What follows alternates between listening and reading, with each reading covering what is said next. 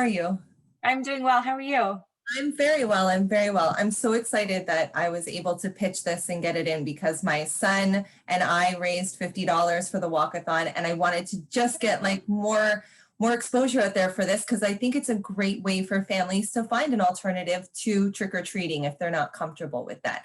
So I guess we'll start with, can you tell me a little bit about this new UNICEF walk-a-thon and how it works? Yes. Okay. So first of all, thank you for signing up for you and your son. I'm really excited that you've been able to kick things off. So for those who haven't yet had a chance, so UNICEF Canada is holding a walk-a-thon for Halloween, where we're encouraging families across Canada to participate by putting on their costumes and turning their trick-or-treating steps into a safe, socially distanced walk-a-thon through the month of October, kind of at neighborhood level. So really going around their neighborhood, people that they already know, maybe people that are in their social bubble, depending on where in the country and what zone people are in right now. But the idea really is to work with UNICEF Canada and help us defend children's right to a childhood. So we know that Halloween is not going to be the same this year. Coronavirus has actually had an impact, obviously, on children here in Canada, but also everywhere. And so we want to make sure that children don't also miss out on Halloween, and that the children that UNICEF works with all around the world are able to, further benefit from our programs, and that we're able to reach even more children this year through the efforts of Canadian children and their families. Okay, great. So how does it work? You go onto the website. Can you kind of walk us through the steps of how a family might sign up for the walk-a-thon? Yes, so exactly. You go on to the UNICEF website, so unicef.ca/Halloween. You can register your child if you're a parent like me. You can register a family member, yourself if you want, to be a Halloween hero for the UNICEF Halloween Walk-A-Thon. And so what that means is you set up your very own fundraising page and you choose a fundraising goal.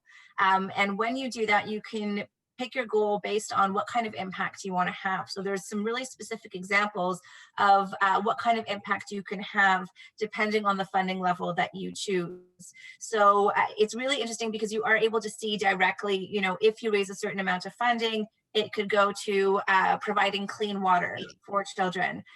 It could go to providing access to nutrition for malnourished children. It could go to supporting kids get back to school. We know that school has been really heavily impacted for actually over 1 billion children around the world. So it provides a few really specific examples to set a fundraising goal. And you can also, if you want, set a walk-a-thon goal. So, a target of how much you want to walk or how you walk. So for example, in my family, I have 2 kids. And we are trying to walk every day together as a family between now and Halloween to raise funds for UNICEF Halloween's Walk-A-Thon. We know that, in previous years, a lot of the focus has been on Halloween night. So this year, particularly with COVID-19 and, unfortunately, there are still some pieces that are up in the air for what Halloween night will actually look like. We're ensuring that this opportunity is available throughout the month of October. So it takes about a minute to set up the page and you can get started right away, spread the word right away. You'll have a link that you could share with family, friends, neighbors. But you also have a Halloween Heroes card, which comes with its own QR code. And what you can do if you choose to go door to door, or if you're in a position to be able to go door to door on Halloween night, you can show that to family and friends in your neighborhood. Or if you're not doing it on Halloween night, like with my kids, we actually have the Halloween Heroes card that we're, when we're out walking our dog, for example, in the evenings or on the way to and from school where we're running into neighbors, we're talking to them about it. We're showing them the card with the QR code, and that leads directly to the fundraising page. Okay, great.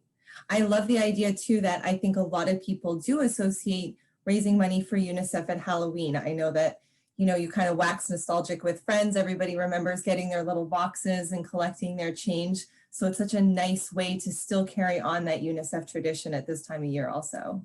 Exactly. I mean, I'm from Montreal. I grew up in Montreal. All of my childhood Halloween memories are, walking the streets with my sisters, dressed up as a witch one year, a book one year, just, but every year the consistent thing was the orange box. And so, this year the orange box is digital. We actually have a picture of the orange box on the heroes card. And so there's still directly that connection.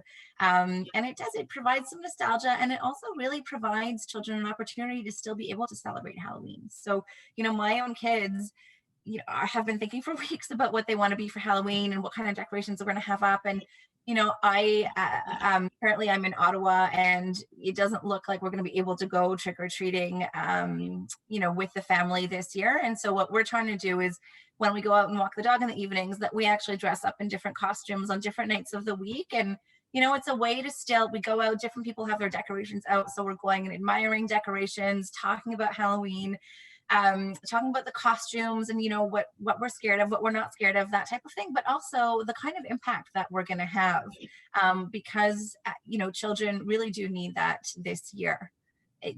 Coronavirus has had a devastating impact on children all around the world. UNICEF works in about 200 different countries, and it's really clear that, from education to nutrition, immunization, vaccine campaigns have stopped in a lot of different countries. And that means that, protection that children usually have from killer diseases, they don't have that protection right now. And so there's a real risk of children dying. Not just, because of the primary effects of COVID, but all of these secondary impacts that we're seeing. So children out of school, children without access to health services, children without access to nutrition. And that includes things like screening for malnutrition as a kind of, early step to prevent acute malnutrition, but also treating for acute malnutrition. So these kinds of things that are life-saving interventions for children, where we've had huge amounts of progress over the past couple of decades, a lot of that progress is at risk right now. And so that's one of the reasons why we really did want to continue this year, despite the uncertainties of what exactly Halloween will look like.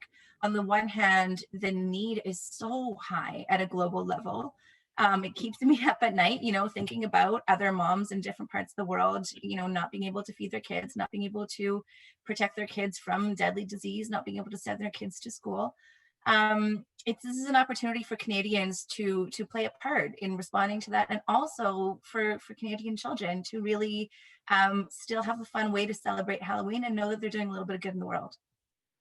I think it's a great way to look at it, because I sat with my own 7-year-old and we watched some of the videos on the website, and it was really eye-opening for him that, here we are talking about how, we can't go trick-or-treating, but there are much, much larger problems out there, and it kind of puts things into perspective in our own family. So I think it's such a great initiative, and I hope that we can get the word out and lots of people will participate in this really, really fun, well-rounded activity. I think it's great. Thank you so much. Well, I'm excited that you're taking part. I'm excited to be able to spread the word.